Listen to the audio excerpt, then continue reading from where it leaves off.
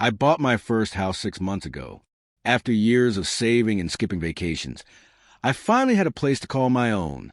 I wasn't rich, but I was stable enough to help family when needed.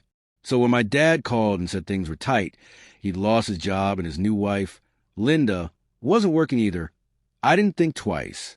I told them they could stay in my guest suite for a few months, rent-free, just until they got back on their feet. At first, it was fine. Linda tried to be polite, and Dad was grateful. We have dinner together a few nights a week. He helped mow the lawn. Linda did some dishes. It felt like a small family again, even though Linda and I were never particularly close.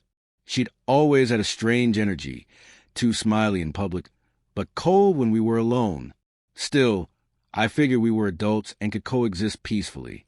But a couple of weeks in, things started feeling off. I came home from work one day to find my throw pillows swapped out. Linda had stored mine in the closet and replaced them with bright, floral ones. I asked about it, and she said, "Just sprucing things up. This place could use some warmth." I brushed it off, not wanting to start a fight. But it didn't stop there. She started referring to the house as our home. She told the neighbor she was finally settled in. I was still trying to give her the benefit of the doubt, thinking maybe she just meant it as a figure of speech. Then she asked if she could paint the guest bathroom. No offer to pay for supplies, just assumed it was her call now. That's when I started feeling like a guest in my own house. Things escalated quickly after that. Linda started acting like the entire house was hers to manage.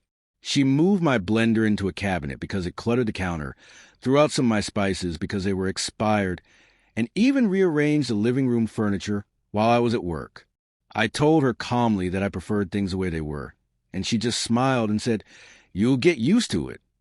I brought it up to my dad, hoping he'd say something to her, but he just sighed and said she would try and help, and that I should be more flexible. I started to feel cornered. It wasn't just about the furniture or the spice rack. It was the fact that Linda clearly didn't see herself as a guest. She saw herself as a woman of the house. And Dad wasn't pushing back at all. Every time I tried to have a boundary conversation, he shut down or changed the subject. The final straw came when I found out Linda had invited her book club over, 7 women I'd never met, while I was at work. I came home to my kitchen used, dishes in the sink, and wine stains on my coffee table. No heads up, no apology. Just, "Oh, I thought you wouldn't mind." I vented to my best friend Jamie, who was blunt about it. "They're taking advantage of you. You did a nice thing, and they're walking all over it. You need to take your house back." I knew Jamie was right, but it felt awkward laying down rules for my own father. Still, I couldn't ignore the growing resentment. I tried to reset things, set some clear boundaries. But instead of understanding, Linda acted offended, like I was attacking her for trying to contribute. It was all backwards. A week later, Dad had to go out of town for a weekend to visit an old friend. That's when Linda cornered me in the kitchen with the strangest conversation I've ever had. She started by saying she appreciated the chance I gave them, but she thought it was time we revisited the living arrangement. I thought she was going to offer to start paying rent, which would have been fine. But instead, she said that since she and Dad were now managing the household, it made sense for me to contribute to the space. I was confused until she clarified she wanted me to pay them rent. She claimed she did all the housework and that I just came and went like a tenant. She said that since she kept the place clean, stocked groceries, and created a harmonious living environment, it was only fair that I start paying my share. I stared at her in disbelief. She was asking me to pay rent in my own home, the one she moved into without paying a cent. When I told her that was absolutely not happening, she got defensive and started raising her voice, accusing me of being ungrateful and selfish. She even said I was lucky to have them around because they gave the place life. I didn't bother arguing. I texted Jamie immediately, who responded, "Pack their bags." That's insane. When Dad got back, I told him what happened. He looked uncomfortable and admitted Linda had mentioned the idea to him before. He claimed he didn't think she'd actually confront me with it, but he didn't seem surprised. That was it for me. I told them both they had 2 weeks to move out. I wasn't going to let them rewrite reality in my own home. Enough was enough. They moved out exactly 13 days later. Dad didn't argue. He helped pack their things quietly, avoiding eye contact most of the time. Linda barely said a word to me, which was fine.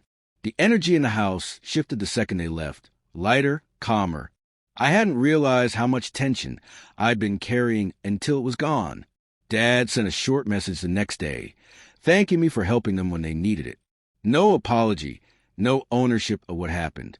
Just a polite, distant thank you. I didn't reply. I needed space. I felt disappointed, mostly in him.